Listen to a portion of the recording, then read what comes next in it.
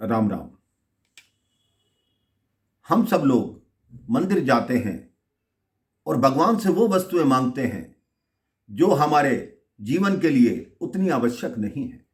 आप सीधा वो वस्तु मांगिए जिससे दोबारा आपको भगवान से मांगना ही ना पड़े। एक बार मां पार्वती देवी लक्ष्मी के घर चली गई। देवी लक्ष्मी ने उनका अच्छे से स्वागत नहीं किया। उनके मन को यह बात बहुत चुभी। देवी लक्ष्मी ने कहा, आजकल कहाँ रह रही हो, शमशान में या कैलाश पर? देवी पार्वती ने कहा, यह महलों में रहती है, इसलिए मुझे यह सुना रही है। देवी पार्वती रुष्ट होकर कैलाश पर आ गई। भगवान शिव ने कहा, क्या कारण है, आज तुम बहुत उदास हो, क्या हुआ है, क्या बात है? तो देवी पार्वती ने कहा, कोई बात नहीं, पहले मुझे रहने के लिए एक सुंदर महल चाहिए। भगवान शिव ने कहा, हमारी किस्मत में महल कहाँ, हमारा निवास यही ठीक है। देवी पार्वती ने कहा, नहीं, मुझे महल चाहिए। जब देवी पार्वती ने स्त्री हट कर दिया, तब भगवान शिव ने विश्वकर्मा जी को बुलाया कि जाइए अपनी माता से मिल लीजिए।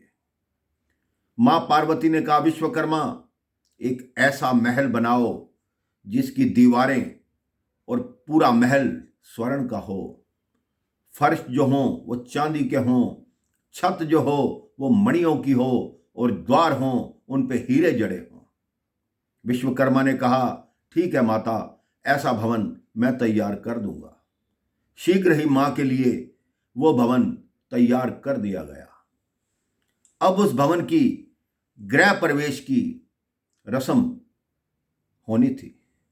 मां पार्वती ने कहा, सभी देवी देवताओं को बुलाओ और सबसे पहला बुलावा लक्ष्मी को भेजो, जिन्होंने मेरा स्वागत नहीं किया था, जो कह रही थी कि तुम शमशान में रहती हो या कैलाश पर।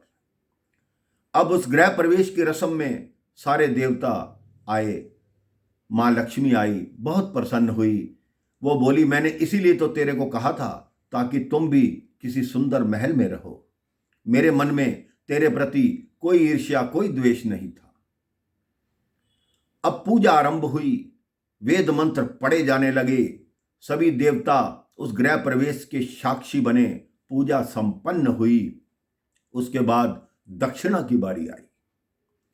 सबको दक्षिणा देने लगे भगवान शिव, जो मुख्य पुरोहित थे, मुख्य ब्राह्मण थे। पार्वती मां ने कहा, इन्होंने ऐसे मंत्र पढ़े हैं कि स्वयं ब्रह्मा जी भी ऐसे मंत्र नहीं पढ़ सकते, इनको मुंह मांगी दक्षिणा दीजिए। भगवान शिव ने एक बार उस पुरोहित की तरफ देखा, एक बार मां पार्वती की तरफ देखा। कहते, मांगो, क्या मांगते हो? तो उस ब्राह्मण ने क्या मांगा कि देना चाहते हो तो मेरी मेहनतों का बस इतना फल दे दो, बनाया है जो तुमने मुझको यही महल दे दो। भगवान शिव तो तैयार थे। उन्होंने कहा, तथास्तु। जैसे ही चलने लगे, मां पार्वती कह रही है, ठहरो, आपने कुछ दिया, कुछ मैं भी तो देकर जाऊं। कितने सपने देखकर मैंने ये महल बनाया था, तुमने वो महल ले लिया, लेकिन जिस इच्छा से तुमने महल ले लिया है, इसी महल के अंदर तुम्हारा पूरा वंश समाप्त होगा। यह मेरा कथन है और मेरा कथन कभी झूठा नहीं होता। आप जानते हैं कि वो ब्राह्मण कौन थे? वो ब्राह्मण थे रावण के पिता मुनि विशर्वा। वो जो महल था वही लंका थी।